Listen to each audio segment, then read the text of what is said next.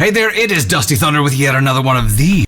This one comes from AITA and is titled, Am I the Astronaut? My wife became emotionally abusive since giving birth. She topped it off by cheating. Now she is begging me to reconsider. I, 28 male, have been married to my wife, 27 female, for 2 years, together for 4. 14 months ago, we had our first baby. She hasn't gone back to work, and I have been the sole breadwinner, her choice. And since she gave birth, my wife became a nightmare to deal with. She became irritable, angry at me for the smallest reasons, complains about everything. Everything is somehow my fault. All she does is hold the baby all day, even if he didn't need her to be held, and scroll through her phone. Everything else is my responsibility. We haven't had sex for over 1.5 years, and whenever I try to address it, she lashes out at me because even though I'm the only one who works and I do all the housework, yet I'm insensitive and don't care about her. I haven't brought up sex until 3 months postpartum. I was basically her emotional punching bag. I tried to get her to therapy, I tried to address her behavior, but all I get is more verbal abuse. I hated our marriage. I wanted to end it, but I was scared of the idea of co-parenting. I was scared of the social backlash of ending a marriage with a child involved. And also a small part of me was hoping that somehow things would get better. Well, last month she made it a lot easier to end it. She told me she was going to a bar with her friends. She came back home at 4 a.m. drunk. As soon as she slept, I snooped through her phone and found texts between her and a random guy implying that she went to a hotel room with him. I was almost relieved when I saw them. I could finally walk away from this miserable marriage without any guilt or regret. The first thing I did was take a DNA test for the baby. He is mine. As soon as the results came back, I informed my wife that I am aware of her infidelity and our marriage is over. She broke down crying. She begged for my forgiveness. She tried to use every excuse in the book: postpartum depression, past trauma, alcohol. She promised to make it up to me.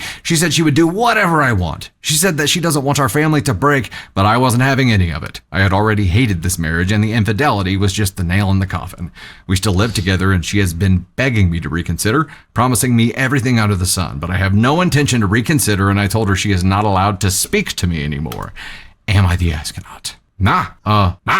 Also, this is a Candy Thunder feedback spicy story. So Tater Thunder's gonna get right back up here, but I am at no.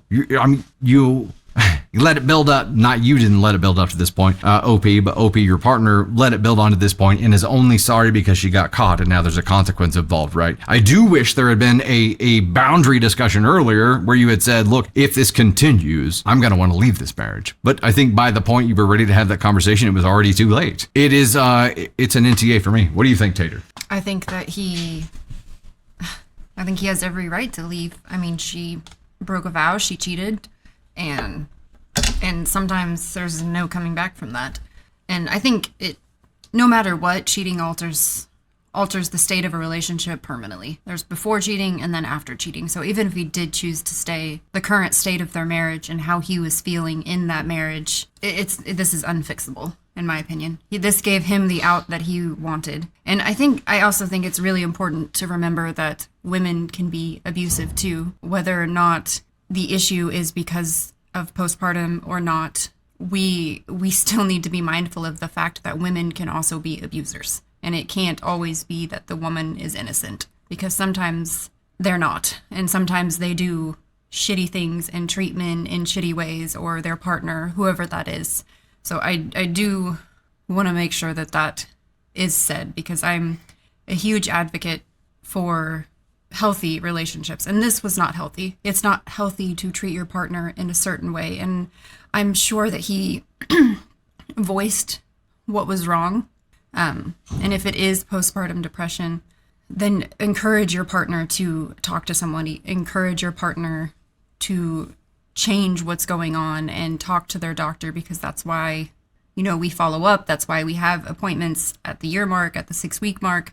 Like, follow up with your doctor and find out what's going on if you're not feeling the same way after birth that you felt before. And as a partner, you need to be able to recognize what it looks like and help them through that. But at the same time, we also have to recognize that she could just be abusive in a way that he was willing to take the shit and he was willing to let it roll.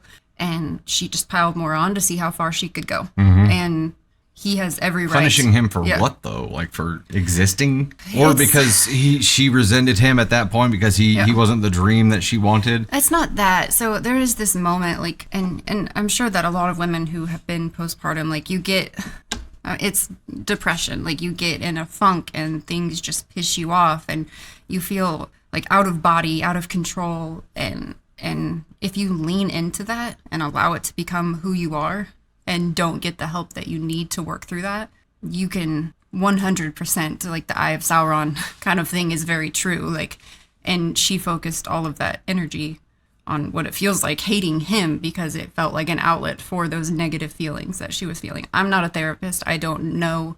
That's just how I felt whenever I was postpartum. But I had, post Ava, it was rough. Post Navy, I put in work before I got pregnant to recognize those feelings within myself and check myself. And, postpartum with Navy was a lot easier because I could check those feelings and be like, that's not accurate. I know that this man loves me. I know that I shouldn't be mad at him. And I know that I shouldn't put all of my anger on him. Did I want to? Yes. Did I do it? No. Did I maybe do it? Yes. But do you know what I had the ability and the tools in my toolbox the second time around to say, this isn't how I want to treat person that's here to help me. This isn't how I want to. Did you just call me a tool? No, me. I had the tools. We had this discussion last time we did a stream. Yeah. No sword fights. I don't even know. Can't both have them. I just think being able to recognize those intrusive thoughts where it's like, no, your husband isn't your enemy. No, your husband isn't making your life a living hell. I mean, maybe he could be, but if that's not the norm, then you need to figure out why you're having those thoughts. And I feel like addressing those postpartum is much harder than it is a normal, day-to-day life. For me, this is my experience, my opinion.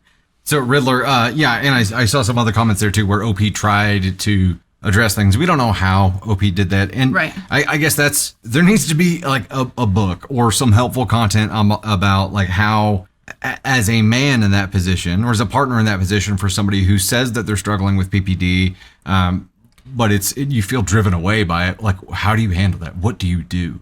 And it's a very, very delicate thing, right? Like, how would you, I'm sure it varies by individual, but it's a very tough position to be in. And I'm sure that, being a woman suffering from PPD and who doesn't put up enough of a fight to stop it from completely taking over, at that point, it's like a treadmill moving really fast, right? And jumping off is really difficult to do. 100%. So yes. It's either there becomes this tipping point where it just gets more and more and more difficult over time to stop that and turn it around. And if she let that run full steam and never checked it at all, and he just kind of had to watch it all happen, what are you supposed to do? I will say in that moment, like you said, a treadmill that's just going faster and faster. Somebody suggesting therapy when you're in that mindset feels like an attack on yourself.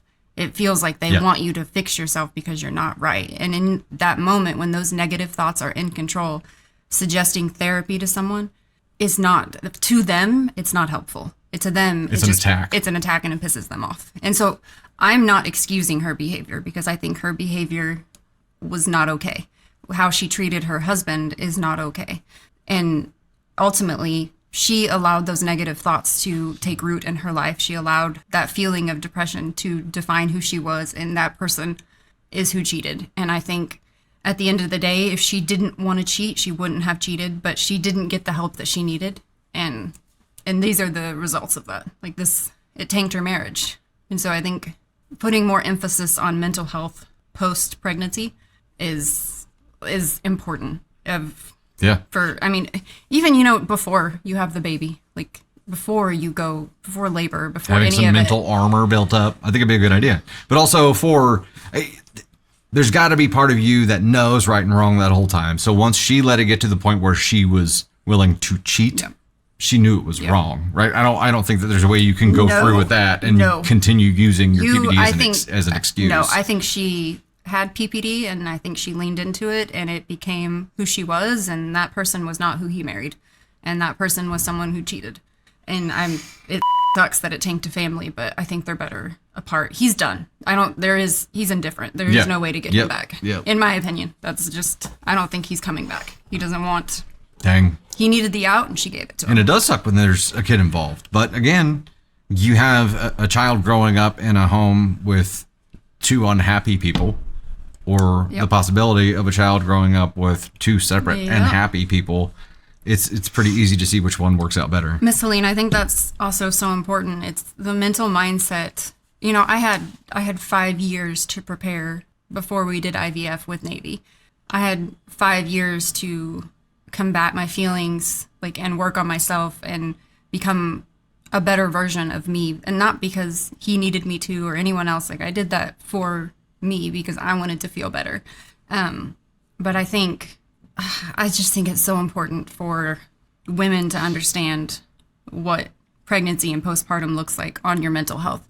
And I don't think there's enough information on that readily available for both people involved in the pregnancy. Yeah. Well, it ruins a lot of lives that we see, that we read about. So it's definitely a problem. I'm totally okay. This isn't a difficult. I struggle because I think mental health should be highly important in our society, because I think it plays an incredible role in who we are and the functioning of our society. And I don't think that we value that enough. So mental health for me is something that is extremely important. But you feel like we as a society, at least here, it's an afterthought? Correct. Which is super ironic. But, like the person that I'm talking to is a PA for my doctor, who I found that I like, and she does listen and she hears me, and you agree that she is someone that listens. And so I switched Ava to this PA, and she was talking to Ava about her mental health and on her first appointment and stuff like that, and she gets it. She gets the link between our mental health and our physical health, and to me that's an important factor in finding a doctor that will listen to you. Yeah. All right, Tater. Thanks so much. So that's a really tough situation to be in, and it's an NTA. NTA, 100%. It's an NTA. I do think that having some resources, being prepared for how to handle that situation should be faced with it on either side, and knowing what to do is something that we definitely need a lot more resources for.